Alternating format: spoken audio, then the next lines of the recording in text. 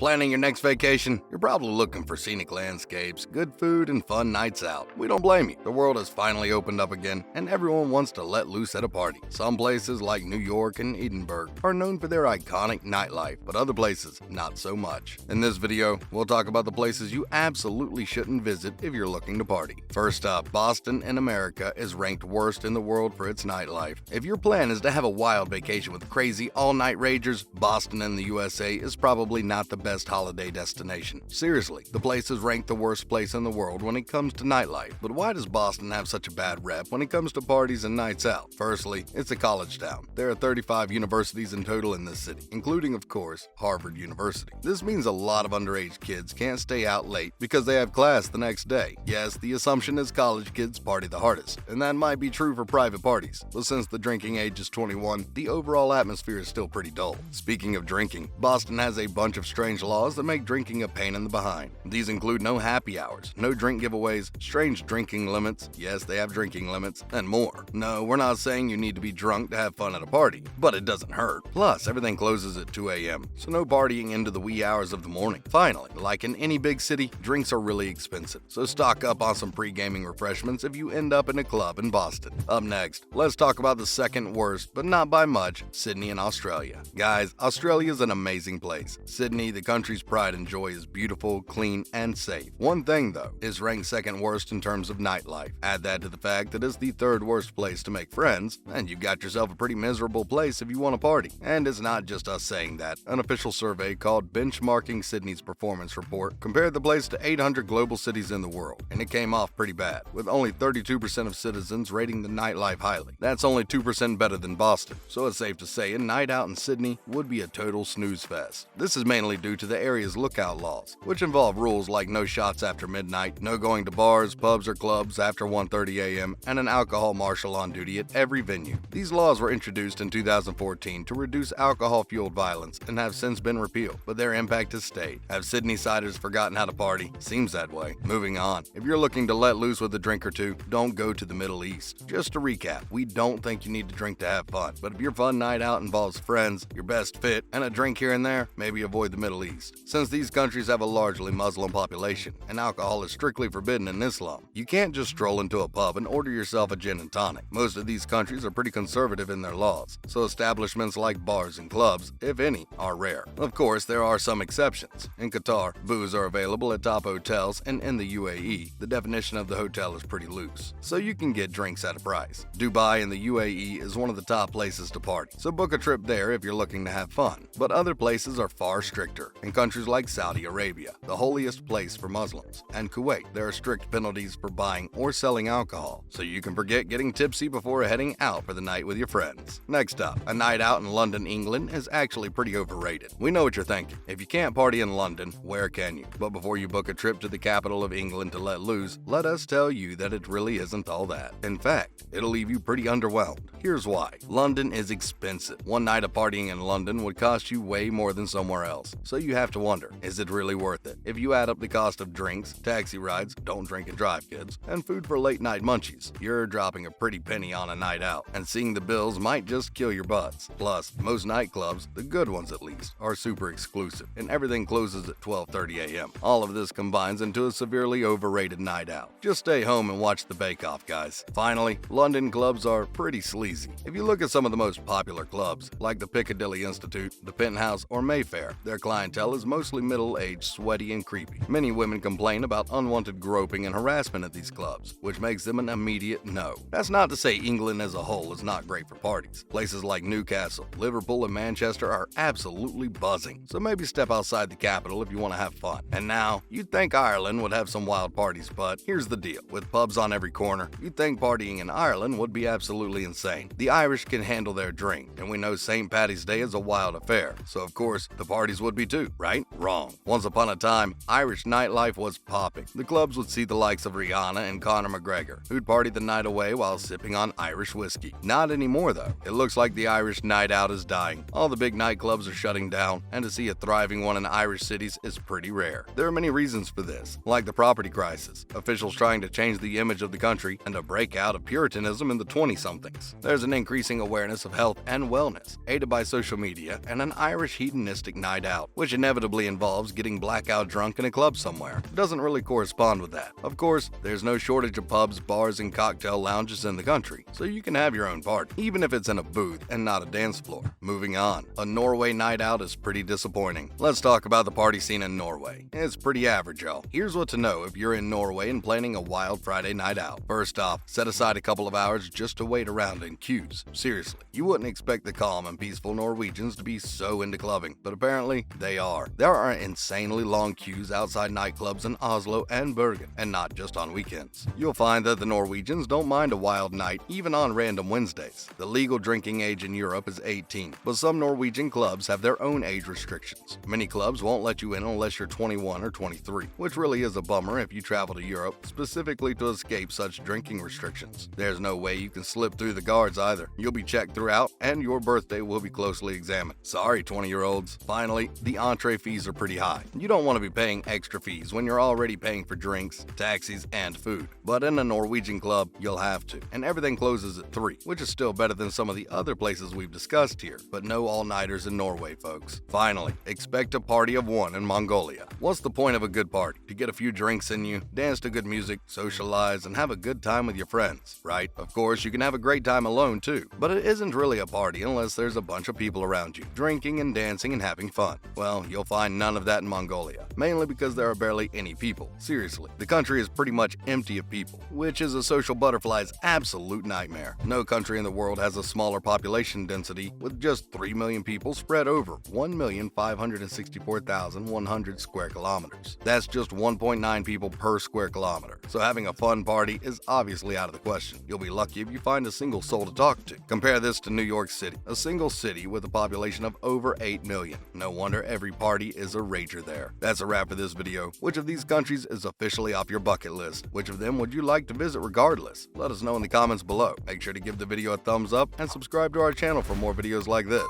See you in the next one.